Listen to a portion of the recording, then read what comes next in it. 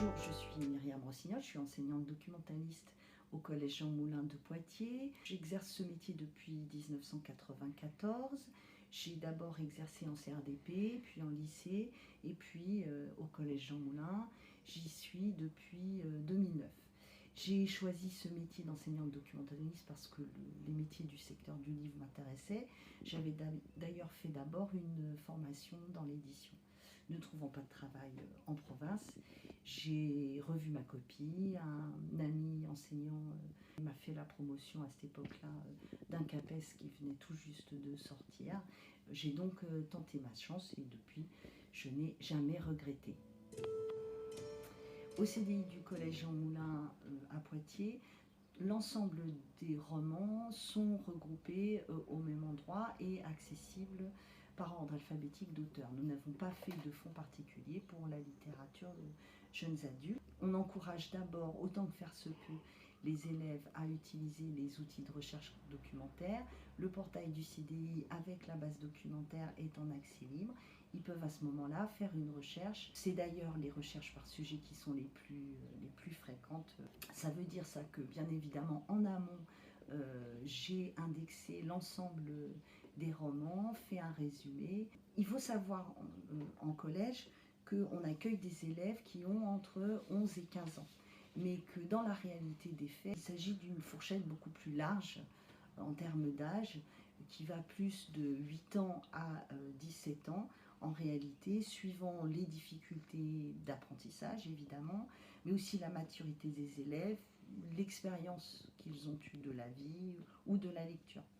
Mais pour ne pas brider la curiosité de ces jeunes gens, tous les romans sont regroupés dans le même fond et je remarque souvent leur fierté en fait de choisir eux-mêmes leur lecture.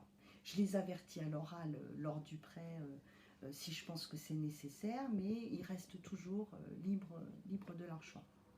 Dans le cadre d'une séquence pédagogique, évidemment, là, ce sera différent. Mais pour un emprunt libre, les hauteurs d'étagères, l'exposition de romans dans des tables d'actualité ou simplement sur les étagères rendent finalement accessibles tous les ouvrages aux élèves s'ils le souhaitent. J'en sors de temps en temps sur le bord de l'étagère, j'en mets en évidence suivant la fréquence de sortie ou pas.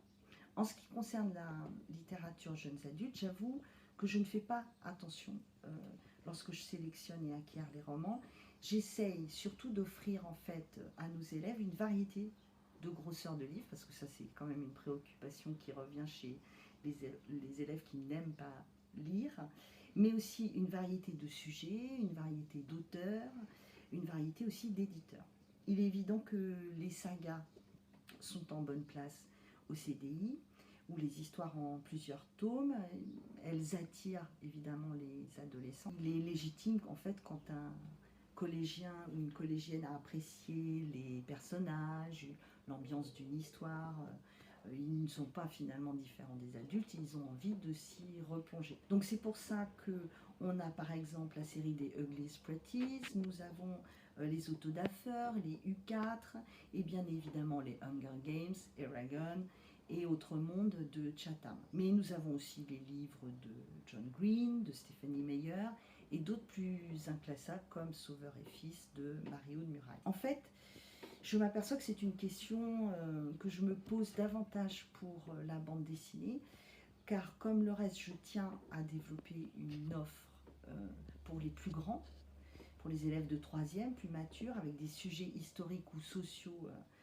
ambitieux. Notamment, il arrive que finalement, dans ces bandes dessinées, les images peuvent choquer les élèves plus jeunes. Donc là, c'est vrai qu'aujourd'hui, je réfléchis à un étiquetage particulier pour la BD, un étiquetage du genre attention pour lecteurs et lectrices plus avertis.